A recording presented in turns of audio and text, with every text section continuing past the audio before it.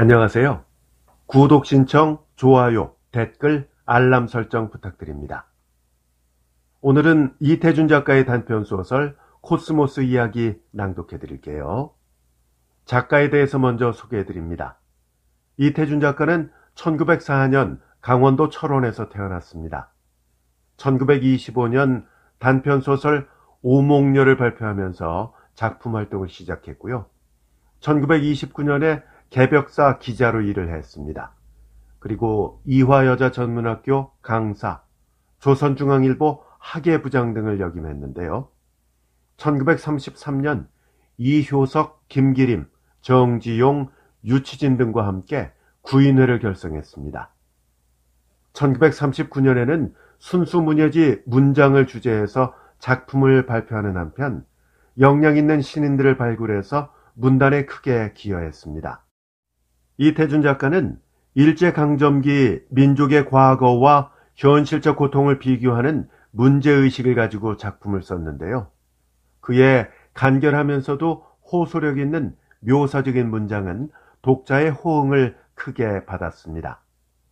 그가 묘사하는 인물들은 가난하고 무력하지만 우리의 전통적 삶의 의식을 잘 드러내면서 인간미가 풍기는 것이 특징으로 알려져 있습니다. 그는 1946년 여름 월북했지만 1956년 숙청당한 것으로 전해집니다. 이태준 작가는 단편소설의 서정성을 높여서 예술적 완성도와 깊이를 세워나갔다는 점에서 우리나라의 대표적인 단편소설 작가로 평가받고 있습니다. 단편소설 코스모스 이야기 소개해 드릴게요.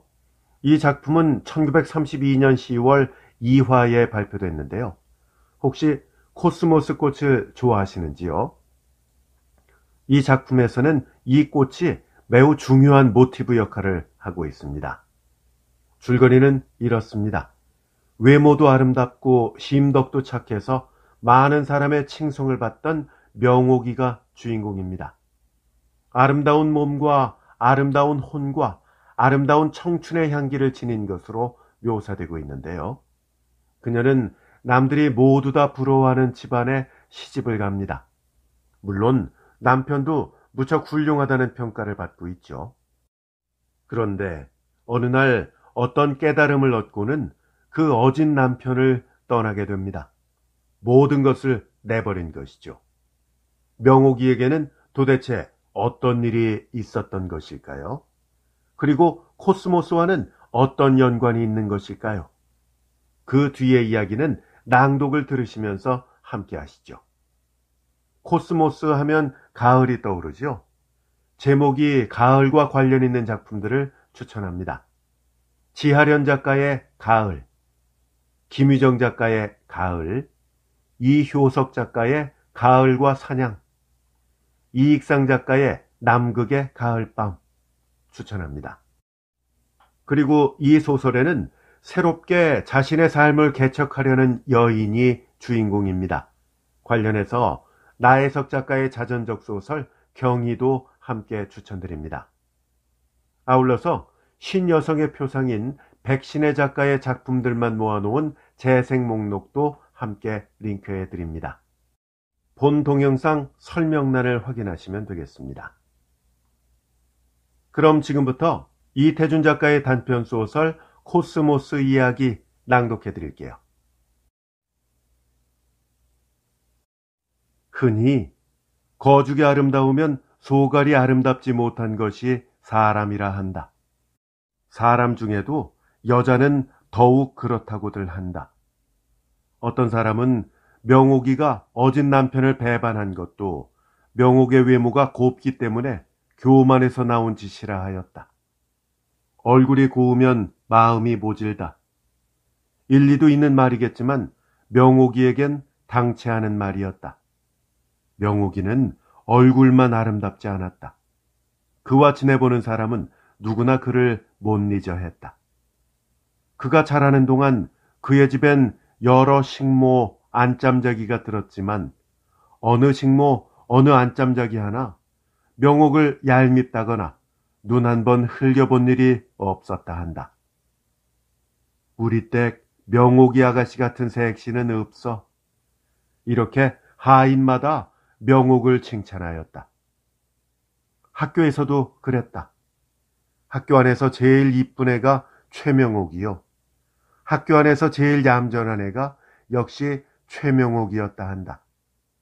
이만치 명옥이는 외모가 아름다웠다. 이만치 명옥이는 심덕이 착했다. 이런 명옥이가 왜 시집에서 달아났는가? 이런 명옥이에게 왜 세상은 화평한 생활을 주지 않았는가? 나는 이 점에서 명옥의 이야기를 써보고 싶다. 아름다운 몸과 아름다운 혼과 아름다운 청춘의 향기를 지닌 명옥이에겐 정열에 불타는 젊은 남자들의 화경 같은 눈알이 사방에서 번뜩였다. 혹은 아름다운 사연을 적어 편지로 그의 사랑을 낚으려 하였고, 혹은 명옥의 선생을 통하여, 또는 직접 명옥의 부모를 통하여 청혼도 해보았다. 그리고 길에서 전차에서 쓸쓸한 노력을 하는 무리들은 수가 없었다. 그러나 명옥의 가슴 속에 희미하게나마 제 그림자를 세워보는 사람은 단 한 사람밖에 없었으니 그 사람은 명옥에게 편지한 사람도 아니요, 중매를 보낸 사람도 아니요, 한 번이나 명옥의 뒤를 따라본 사람도 아니다. 명옥이가 중학 다닐 때 현정자라는 동무가 있었다. 시골에서 와서 자기 오빠와 새빵을 얻고 있던 학생인데 흔히 점심을 못 가져왔다. 여행 같은 것을 가면 을에 차비가 없어서 빠졌다. 명옥이는 가끔 그 동무를 데리고 집에 와서 만난 것을 같이 먹었다. 그러는 동안 부모 없는 정자는 아버지처럼 어머니처럼 믿고 사는 오빠의 이야기를 가끔 하였다. 너희 오빠가 몇 살인데 자기도 고학하면서 너까지 벌어먹이니? 나보다 4살 위야. 그러게 새벽에 나가서 우유 돌리고 저녁이면 서양집에 가서 그릇 부시고 그러고도 공일날은 막일까지 다닌단다. 막일이 뭐냐? 노동자들 하는 일 말이야. 왜 요즘 개천에 쌓지 않든 그런 일도 다닌단다. 그럼 공부는 어떻게 하니? 그래도 우리 오빤 언제든지 평균 80 이상이야. 어쩌면. 명옥이는 정자에게서 그의 오빠 이야기를 들을 때마다 무슨 영웅의 이야기처럼 감격해했다. 이름이 현홍구라는 정자의 오빠를 한 번 보았으면도 하였다. 한 번은 정자가 이틀이나 결석하였다. 명옥이가 무슨 일인가 하고 처음으로 정자네 집을 찾아가니 정자는 명옥이를 보자 눈물이 그렁그렁해서 내다르며 말을 잘 이루지 못했다. 정자야, 왜 어디 아팠니? 아니, 오빠가 아파. 어디가? 정자는 얼른 설명하지 않았다. 명옥이가 몇 번이나 달래서 물으니 자기 오빠가 지난 공일날도 개천일을 하다가 유리가 발바닥에 들어갔다 한다. 들어간 유리는 병원에 가서 빼냈지만 앞으로 3주 동안은 누워 있어야 낫겠다는 것이었다. 3주일 동안 먹을 거 있니? 정자는 말은 없이 떨어뜨린 얼굴을 좌우로 흔들었다. 너 왜 나한테까지 뭘 부끄러워하니? 명옥이는 처음으로 가난한 사람의 우울을 느껴도 보고 절박한 불행을 눈앞에 보기도 했다. 왜 사람에겐 빈부의 차가 있을까? 부모가 일찍 죽고 안 죽는 것은 사람의 마음대로 못하는 것이겠지만 돈 모아 부자가 되는 것은 사람의 힘으로 될 터인데 이것은 정자의 슬픔을 보고 돌아오는 명옥의 의문이요 탄식이었다. 명옥은 집에 오는 길로 어머니에게 성화해서 쌀 몇 마를 정자에게 보내주었다. 그리고 아버지에게 여러 번 정자의 사정을 이야기하고 정자만이라도 집에 와서 같이 있으면서 학교에 다니게 애원하여 허락을 받았다. 그러나 정자는 오빠에게 말했더니 고맙기는 하지만 자기 발이 다 나았으니까 남의 신세를 더 질 필요가 없다고 못 가게 해 하고 서글퍼하였다. 명옥이도 서글펐다. 자기가 정자의 오빠를 만나서 졸라보고도 싶었다. 그래서 한 번은 학교에서 바로 정자를 자기 집으로 데리고 왔다. 너희 오빠가 찾아오면 내 말아마. 그러나 정말 그날 저녁 홍구가 정자를 찾아왔길래 어머니 그늘에 숨어 따라 나갔다. 홍구는 명옥이가 생각하던 것처럼 그렇게 어른답게 숙성한 사람은 아니었다. 여태 어딘지 홍구야 명옥아 하고 서로 장난하고 놀고 싶은 연연한 애티가 남아 있었다. 그것이 명옥이에게 명랑하고 다정한 첫인상을 주었다. 감사합니다. 그러나 구차한 대로 저희끼리 지낼 수가 있는데 어찌 댁에 폐를 끼치겠습니까? 명옥이는 뒤에서 어머니를 꾹꾹 찔렀다. 어머니는 딸의 갸륵한 심덕을 기특하게 여겨서 여러 말로 정자를 자기 집에 두려 하였다. 그러나 홍구는 듣지 않았다. 오늘 밤은 이왕 왔으니까 댁에서 자게 해 주십시오. 그러나 왜 댁에 신세를 끼치겠습니까? 저는 부족하나마 내 힘으로 누이 공부까지 시키는 것이 돌아간 부모님께도 떳떳하고 저도 다행으로 압니다. 명옥이는 할 수 없이 정자를 그의 오빠에게 돌려보내고 말았다. 그러나 홍구를 존경하는 마음은 이 일로 말미암아 더욱 높아졌다. 지금은 고생하여도 저런 남자는 반드시 훌륭해지리라. 이것이 명옥이가 홍구에게 가진 신앙이었다. 그해 가을 2학기가 시작되는 아침 학교에서다. 명옥은 현정자가 여름 동안에 죽은 것을 처음 알았다. 빈민들이 많이 사는 불결한 거리에서 여름을 나다가 전염병에 죽은 것이었다. 명옥은 남을 위해, 아니 제 자신을 위해서도 그렇게 뼈아프게 슬퍼한 적이 없었다. 죽은 정자도 가엾거니와 하나밖에 없던 식구인 누이를 잃고 혼자 지낼 홍구의 외로움도 가슴 아프게 동정되었다. 명옥은 마음 같아서는 곧 홍구를 찾아가 위로해주고 싶었다. 그래서 학교에서 나오다가 갈래길에 서서 몇 번이나 망설여 보았다. 그러나 가지는 못했다. 만일 명옥이가 홍구를 그저 평범하게 동무의 오빠로만 여겨왔던들 그렇게 가고 싶은 것을 못 가지는 않았을 것이다. 명옥이는 저도 분명히 모르게 홍구를 사랑하는 때문에 부끄러움이 앞섰던 것이다. 명옥이에게 혼인 문제가 났을 때 명옥은 불현듯 몇 해 전에 본 현홍구를 생각하였다. 현홍구 외에 그의 가슴 속에 그림자라도 머물러 보는 사나이는 아무도 없었다.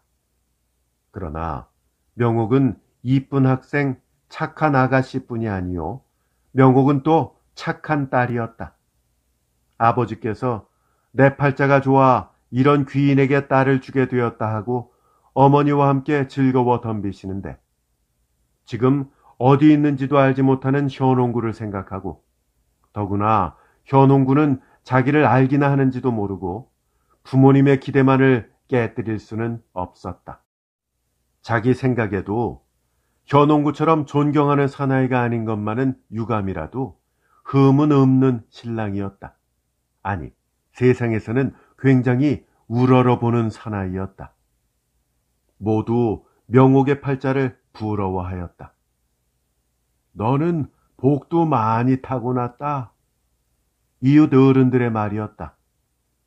예, 너는 굉장한 데로 시집 간다더구나. 동무들의 말이었다. 아가씨는 전생에 무슨 적덕을 해서 저렇게 팔자가 좋으실까? 하인들의 말이었다. 명옥은 호사스럽게 시집 갔다. 명옥의 시댁은 부자였다. 그전 같으면 재상의 자손이라 세도가 있어 귀하기도 했겠지만 오늘날은 부하기만 하였다. 부하기만 한 것도 저마다 있는 복은 아니라 사람마다 명옥의 시집을 부러워하였다. 소슬 때문이 있고 줄행랑이 있고 작은 사랑 큰 사랑엔 상노차인들이 욱실욱실하였다. 시부모는 맏아들 집에 있었으므로 200여 칸 큰 집 속에서 명옥이가 여왕이었다. 새 마님, 우리 마님. 대청 아래에는 남녀 하인들이 조석으로 굽신거렸다. 명옥의 비위를 맞추는 것은 하인대만이 아니었다. 그의 남편은 명옥을 끔찍이 사랑하였다. 끔찍이 사랑하기 때문에 늘 명옥의 비위를 맞추었다. 왜 날이 더워 지쳤소? 삼을 좀 다리래지. 어떤 때는 우리 여행 갑시다. 당신 가보고 싶은 데면 어디든지. 명옥은 가끔 정말 나는 팔자가 좋은가 보다 하고 혼자 제 복을 소곤거려도 보았다. 그러나 마음 아름다운 명옥이 좋은 선생님들에게서 여러 해 동안 정신생활의 훈련을 받은 명옥이는 풍부한 듯한 자기의 생활 속에서 차츰차츰 공허를 느끼기 시작했다. 잘 먹고 잘 입고 여러 사람을 부리고 남편의 사랑을 받고, 아니다. 내가 잘 먹고 잘 입는 것만은 사실이다. 그러나 내 남편의 사랑은 사랑이 아니다. 진정한 사랑과는 거리가 먼 행동이다. 내 얼굴이 어여쁘기 때문에 나를 좋아하는 것뿐이다. 그는 나의 젊은 살덩이 외에는 아무 교섭이 없다. 이 분을 발라라. 이 향수를 뿌려라. 이 비단을 감아라. 웃어라. 덧니가 베게 웃어라. 이런 것밖에 더 다른 것을 나에게 요구할 줄 모르는 남편이 아니냐. 명옥은 차츰 자기의 생활을 비판해보기 시작했다. 생각하면 할수록 자기의 생활은 공허하다 했다. 창부의 생활이나 다름없다고까지 생각되었다. 하루는 낯도 익지 않은 행랑 어멈 하나가 어떻게 뒤뜰 안까지 찾아 들어왔다. 그리고는 새마님 하고 목매어 우는 소리로 명옥이 앞에 구부렸다. 새마님, 다 큰 자식 하나가 그저께부터 갑자기 알아서 다 죽게 됐습니다. 약이나 한 첩 써보면 한이나 없게 싸워서. 이때 상노가 명옥의 약을 짜오다가 이것을 보고 그 무례한 행랑 어멈을 더러운 버러지나처럼 쫓아냈다. 명옥은 견디기 어려운 괴로운 경험이었다. 자기는 몸에 아무런 병도 없으면서 행여 몸이 축갈까 하여 한 첩에 몇 원 하는 보약을 마신다.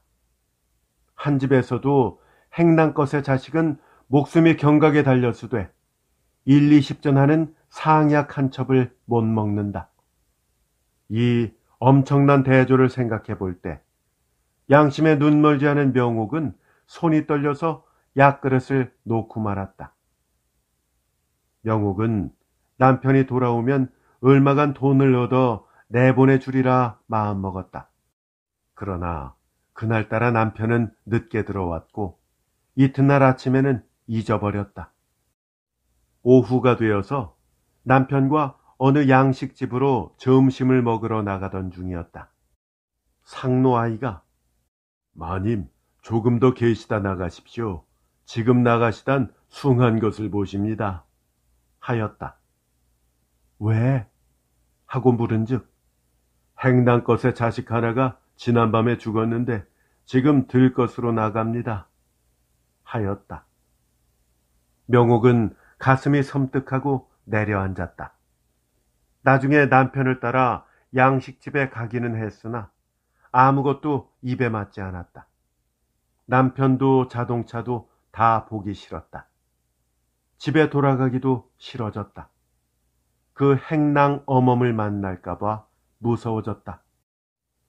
그 행랑 어멈의 죽은 아들이 꿈에 보일까봐도 무서워졌다. 이 무서움을 지켜줄 사람이 누구인가? 명옥은 적막을 느꼈다. 자기를 볼 때 사람으로 보지 않고 한낱 향락을 위한 무슨 도구로 보듯하는 남편이 돼지나 군뱅이처럼 징글징글해졌다. 저 녀석은 내가 눈 하나만 멀어도 아마 헌신짝처럼 내던지려니. 이렇게 생각하니 좀 더 마음의 남편이 그리워지지 않을 수 없었다. 지금 어디 있을까? 그는 반드시 훌륭한 인물이 되었을 것이다. 그는 반드시 행복스럽게 되었을 것이다. 명옥은 자기 생활에 공허를 느낄수록, 자기 남편을 멸시하면 멸시할수록 현홍구가 그리워졌다. 그러나 날에 없는 새였다. 지리한 대로 지긋지긋한 대로 그 남편과 4년을 살았다. 남편은 그저 한결같이 명옥을 좋아하였다. 짜증을 내고 앙탈을 부릴수록 남편은 싱글거리며 명옥의 요염을 탐낼 뿐이었다. 저 녀석이 죽기나 했으면. 명옥은 이렇게 무서운 말이 저도 모르게 나오도록 되었다. 나도 사람으로 살고 싶다. 명옥의 마음은 밥 먹다 말고 자다 말고 무시로 이렇게 부러지졌다. 가을날이었다. 명옥은 꽃을 사랑하였다. 날마다 바라보고 앉았던 화단에 서리가 내린 아침이었다. 저런, 코스모스는 꽃이 피기도 전에 서리가 벌써 왔구나. 명옥이는 놀라서 하는 말에 상노는 예사롭게 대답하는 말이, 어디 서리가 일찍 왔습니까? 코스모스가 꽃이 피지 못했지요. 저렇게 자란 것은 꽃이 못 펴요. 왜 저렇게 싱싱하게 잘 자란 것이 꽃이 못 피냐? 거름을 너무 많이 주어서, 땅이 너무 좋아서 잎만 무성했지요. 저렇게 자란 것은 꽃이 못 펴요. 명옥은 가슴이 뭉클하였다. 그 꽃 못 피는 코스모스에 자기를 비추어 본 때문이었다. 그녀는 종일 생각하였다. 코스모스의 행복은 꽃이 피는 데 있으리라.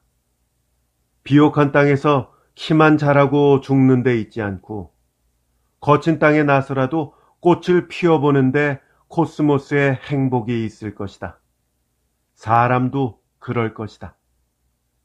명옥은 꽃을 못 피워보고 서리 맞아 죽어가는 쓸쓸한 코스모스의 모습을 며칠이나 내려다보았다. 세상 사람은 모두 명옥을 미친년이라 하였다. 명옥은 마침내 모든 것을 내버렸기 때문이다. 세상 사람들이 저마다 부러워하는 호강살이의 모든 것을 내버렸기 때문이다. 자기를 사람으로 살지 못하고 돈 있는 사람의 놀이개로, 화초로, 도구로 존재하게 하는 모든 것. 금, 은, 금강석, 비단, 하인들, 대궐 같은 집을 모두 내버렸다. 그는 시집에서 달아난 것이다. 세상에선 명옥을 외모가 고운 값으로 음분한 계집이라고만 하였다. 이태준 작가의 단편소설 코스모스 이야기였습니다. 잘 감상하셨는지요? 코스모스의 행복은 꽃이 피는 데 있다. 이 문장이 마음에 와 닿네요. 여러분도 인생의 아름다운 꽃을 피우시기 바랍니다. 끝까지 함께 해주셔서 감사합니다. 다음에 더 좋은 작품으로 찾아뵐게요. 안녕히 계십시오.